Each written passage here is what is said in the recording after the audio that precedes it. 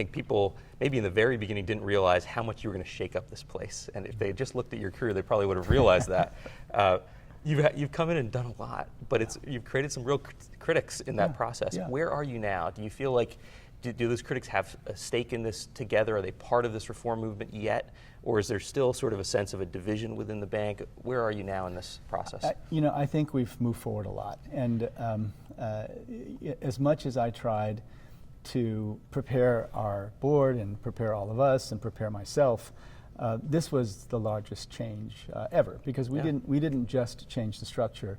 We enacted a $400 million expenditure review. Now, people are going to lose their jobs over this, right? Well, so. and we try to minimize that, because we didn't want to mindlessly eliminate jobs. Sure. We wanted to do everything in a really strategic way.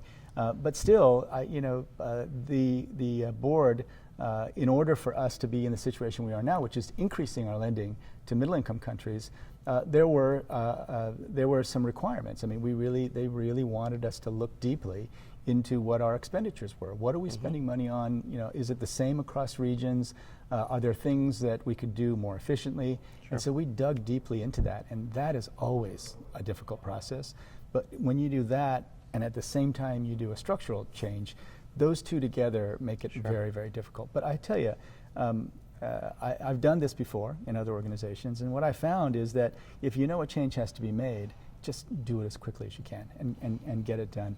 It took us a year and a half to prepare for it, but we've been at it for about 9 months, and I think we've got the right people in place so that when a problem comes up, we have a group of people who go and try to solve that. Okay. So as people gain faith that we're going to problem solve until the system works, things have calmed down quite a bit. I mean, there are still individuals, who are upset with one or another processes, and one of the things I've tried to show is that that we're going to be open to hearing the critiques, and we're going to be open to listening in specifically about what we're not doing well enough. We want to get better. I think right now, because we've really aggressively moved as we're listening to the critiques, I think there's a much better sense that we're moving in a good direction. It's still going to take time. These changes are tough. When you look back at the press coverage of Jim Wolfenson's change process in 1997-98, very similar kind of things coming out of there. So I did this, though, knowing it was going to really be tough and tough on all of us. You were surprised by the level of criticism, or you think this is kind of what you expected along the way? You're surprised by the specifics of it. Okay. Right? Because if I had been able to think of all those things ahead of time, I might have been able to lessen those critiques. The most important thing when you're going through a change process, though, is that you've got to listen all the way through. And if there's a real outcry about a particular thing, you've got to address it. It's not a change process is not something you set in stone and then just insist on all the way.